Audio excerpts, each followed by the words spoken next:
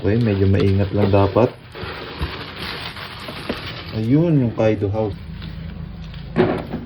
Uy, ang ganda! Good day mga ka-wheels. Meron tayong order.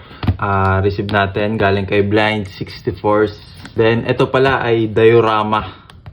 So, para sa mga Kaido House natin. Kung napapansin nyo, meron tayong 4 na Kaido House. Yun yung blue, violet, white, tsaka green. Then, ito. I-unbox natin yung diorama figure. Diorama natin. Para pang parking nila. So, syempre, kailangan natin ito. Nabili natin siya ng buo na. Actually, kailangan niya dapat na hindi dapat ito buo. Kumbaga, bubuuin ko pa lang dapat ito eh. Kaso sabi niya na ito na lang daw yung available. Buo na. So, wala tayong choice kasi Kaido House eh. Alam niyo naman kung nakasubaybay kayo nun sa akin pa. Talagang Kaido House. Okay. So, ito na. Sana walang damage. Kasi nung swap meet ko pa ito nakuha sa akin. Ay, nakuha. Kita kami sa swap meet. Ayun. Okay, medyo maingat lang dapat. Ayun, yung Kaido House. So, ang napansin ko, bakit may tape?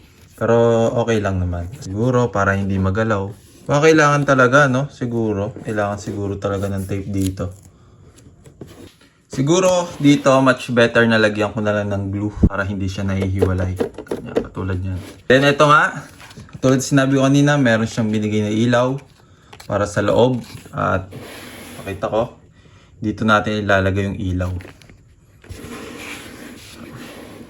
Try natin. So, ito pala yung ilaw. Try natin. Kailangan dilaw talaga.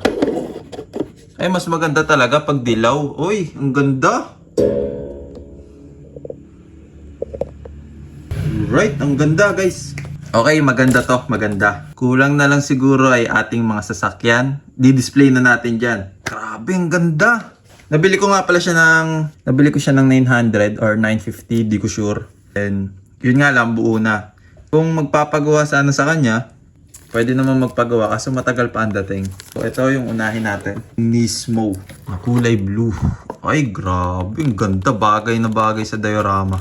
Ang ganda. Yes. Yes. Yo! Ay! Next natin, itong G-Ready. Okay. Ang ganda na ito, G-Ready. So, parang ang kulang niya is accessories na lang talaga. So, siguro sa susunod, bibili ako ng mga accessories. Uy! Panis, ang ganda. Next ay ang kulay violet, purple. Yun. So, baka hindi nyo pa nakikita yung in-unbox ko, yung G-Ready at Nismo. Meron tayo dyan. Uy, muntik na ba magka-damage, sayang. At syempre, ang pangalawa sa pinakamaganda. Mas maganda na sa blue. Pero maganda rin to eh. Actually, mas maganda to. I mean, hindi mas maganda. Para sa akin, mas maganda ang blue. Pero ito yung sumunod. So, nagtatalo ko kung saan ba dyan yung mas maganda. Wala, parang okay. Yeah.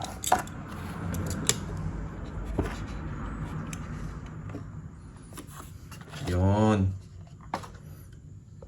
So, ayun, gets ko na kung bakit kailangan natin tanggalin yung tape nito para pag inassemble natin yung diecast natin. Kasi possible na lagyan natin sila ng diorama figures. So, katulad ng mga tao, then mga accessories. Para magkaroon ng style, mas madali siyang baga, aangat na lang natin. So, mas maganda kung walang ganyan, okay? Kaya pala may tape. Kasi pag i-assemble natin, lalagay natin. Ayan, ang ganda, di ba? Ay, grabe, ang ganda. So, siguro, i-videohan natin kung gaano siya kaganda. Alright.